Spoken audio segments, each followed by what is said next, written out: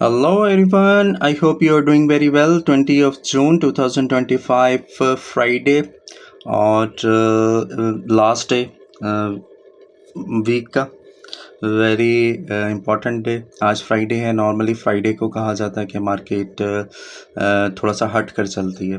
तो अभी तक तो मार्केट टेक्निकल चल रही है, लेकिन फ़र्स्ट ऑफ ऑल हम देखते हैं कि फ़ंडामेंटल्स में मार्केट में क्या इम्पैक्ट आने वाला है और फंडामेंटल्स क्या आज का रोल अदा कर सकते हैं। तो सबसे पहले आप चैनल को सब्सक्राइब कर लें और प्लीज़ वीडियो को लाइक कर दीजिएगा। अच्छा जी, तो आज की जो न्यूज़ेस हैं वो सिर्फ पाउंड की न्यूज़ थी और जापान की न्यूज़ थी, ठीक है।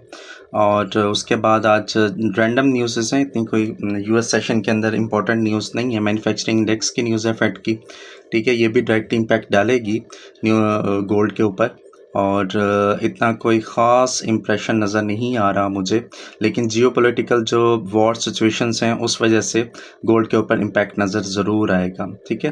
तो अपने कैपिटल्स को ध्यान से सोच समझ के कीजिएगा। मेरी जस्ट जनरल रीडिंग्स होती हैं कि मार्केट के बारे में, ठीक है। इनको बिल्कुल ही आप टू द टिक मत समझा करें कि जो कह दिया सो कह दिया, लेकिन समटाइम्स ऐसा होता है कि मार्केट मुझे भी ट्रैप कर जाती है और ये कोई बड़ी बात नहीं, क्योंकि ह्यूमन हूँ तो ह्यूमन एरर आ जाते हैं, कोई बड़ी बात नहीं है। तो चलते हैं चार्ट की तरफ और चार्ट को देखते हैं कि मार्केट आज हमसे क्या बात कर रही है और आज हमें क्या सेटअप दे रही है। ऑलराइट, अच्छा जी, हम चार्ट के ऊपर आ गए।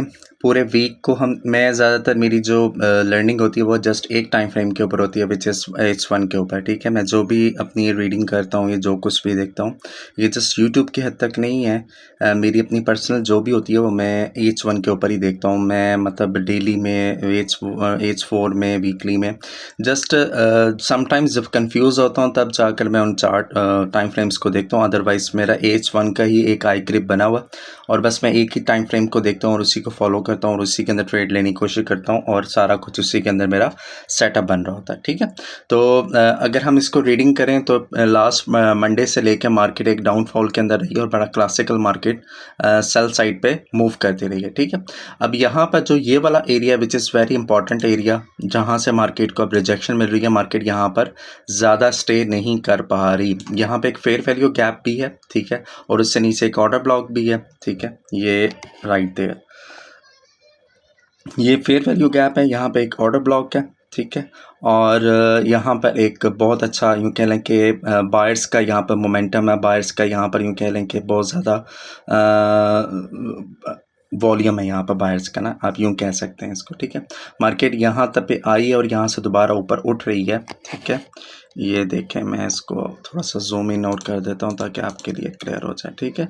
अब ये मार्केट यहाँ से उठ रही है। मुझे ऐसा क्यों लगता है कि मार्केट दोबारा ये जो मेरे स्ट्रॉन्ग सपोर्ट जोन है ना, मार्केट दोबारा स्ट्रॉन्ग सपोर्ट को ज़रूर टच करेगी। उसके बाद मार्केट अपसाइड के ऊपर मूव करेगी। और क्योंकि मेरा जो TDI है, TDI भी मुझे यहाँ पर ये जो इंडिकेशन दे रहा है कि मार्केट अब यहाँ से एक मतलब यूँ कह लें कि रेंज में हुई पड़ी है और मार्केट यहाँ से अब खुलेगी। मार्केट अब यहाँ से अपसाइड की तरफ मूव करेगी, ठीक है। तो तकरीबन कह लें 5 to 10% यहाँ से हमें सिम्टम्स मिलती हैं कि मार्केट अब यहाँ से थोड़ा सा ऊपर की साइड पे मूव कर सकती है, विच इज़ ये स्ट्रॉन्ग एरिया हो सकता है कि मार्केट, और यहाँ पर ये मेरे यूँ कह ग्रेविटी के जो ब्लू और रेड लाइन्स हैं ये भी मूव कर रही हैं। तो ये यहाँ पर हमें इंडिकेट करती हैं कि मार्केट अब फर्दर अप साइड के ऊपर जा रही है।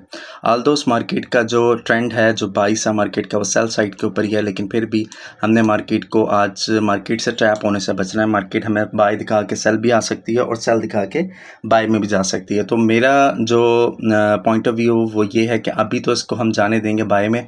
अगर ये बाय में जा रही है, यहाँ पे कहीं पे अगर हमें सेलिंग की अपॉर्चुनिटी मिलेगी तो गोल्ड को हम सेल ही करेंगे अनटिल अगर मार्केट यहाँ पर आकर H1 का कैंडल इस तरह क्लोज कर देती है, फर्स्ट ऑप्शन, ठीक है। अगर इस तरह क्लोज कर देती है, हमने रेडी हो जाना है बाय के लिए, ठीक है। सेकंड इज अगर मार्केट इस जो हमारा ये जो सपोर्ट रेजिस्टेंस है इसको मार्केट ब्रेक करके H1 का कैंडल इस तरह क्लोज कर देती है, देन हमारे पास कंफर्मेशन हो जाती है, हमारे पास शॉर्ट हो जाता है कि मार्केट अब बाय साइड के ऊपर, मतलब नेक्स्ट वीक के अंदर मार्केट बाय साइड के ऊपर ज़रूर मूव करेगी और मार्केट बाय में जाएगी। अदरवाइज अगर मार्केट ये दो काम करने में नाकाम हो जाती है तो फिर तो हम इसको फर्दर सेलिंग में ही देखेंगे और मार्केट दोबारा सेल के अंदर अंदर जाएगी, ठीक है। विच इज़ प्राइस आर्ट जो हमारा लास्ट जो हमारा होगा वो होगा 3388, ठीक है। ये हमारा लास्ट पॉइंट है कि ये सोचने के लिए कि मार्केट अभी भी सेल में रह सकती है। अगर मार्केट ने इसको ब्रेक करके H1 का कैंडल क्लोज कर दिया देन तो हम श्योर शॉर्ट हो जाएंगे मार्केट अब बाय साइड के ऊपर मूव करने वाली है और मार्केट अब बाय के अंदर निकलेगी। और मार्केट अगर बाय में निकली तो आप ये ध्यान में रखिएगा कि मार्केट फिर अपना जो प्रीवियस हाई है विच इज़ 3451 जो लास्ट मंडे को उसने हाई जहाँ से मार्केट ड्रॉप हुई थी ये उसको ज़रूर मिटिगेट करेगा, उसको जाके ज़रूर टच करेगा। उसके बाद मार्केट फिर देखेंगे वहाँ पर क्या होता है। लेकिन अभी फ़िलहाल के लिए मार्केट को हम ऊपर जाने देंगे, कोई ट्रेड नहीं लेंगे अभी फ़िलहाल राइट नाउ, क्योंकि मार्केट को अच्छे से एनालिसिस करके फिर हम ट्रेड लेंगे तो हमारी ट्रेड ज़्यादा अच्छे प्रॉफिट भी दे सकती है और हमारे जो विनिंग रेशो वो ज़्यादा इंक्रीज़ हो सकता है, ठीक है। यहाँ से अगर कोई स्कैल्पर्स होगा कोई ले सकता है तो यहाँ से वो बाई के ट्रेड लेके मिनिमम थोड़ा बहुत यहाँ पे एक फेयर वैल्यू गैप पड़ा हुआ है वो इसको कैश करने की कोशिश करेगा। ये फेयर वैल्यू गैप पड़ा हुआ है H1 का, ठीक है। यहाँ तक इसको कैश किया जा सकता है, अदरवाइज फिर मार्केट को हम यहाँ से देखेंगे कि मार्केट इन एरियाज़ में आकर क्या करती है, ठीक है।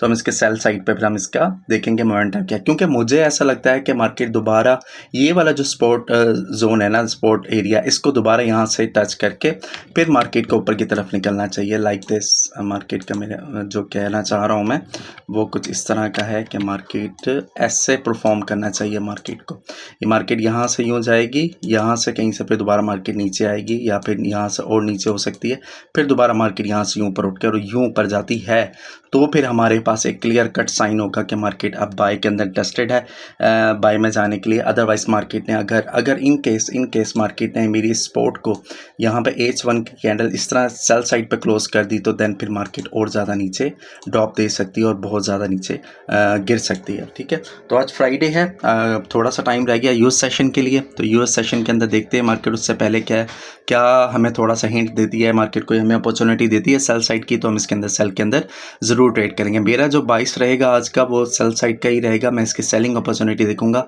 अनटिल मेरा ये जो 3800 ये वाला जो मेरा जोन है ना, ये मार्केट अगर ब्रेक नहीं कर देती तब तक मैं अपना माइंड को सेल साइड के ऊपर ही रखूँगा। ये जोन जब तक मार्केट ब्रेक नहीं करती मैं अपना माइंड सेल साइड पे रखूँगा। जिस तरह मार्केट ने इसको ब्रेक कर दिया, H1 का कैंडल ऊपर क्लोज कर दिया तो फिर मैं यहाँ से बाय की तरफ ही मूव करूँगा और बाय का ही अपना बाइस बना के रखूँगा, ठीक है। चलें, अपना बहुत सारा ख्याल रखिएगा, स्टे ब्लेस्ड, थैंक यू।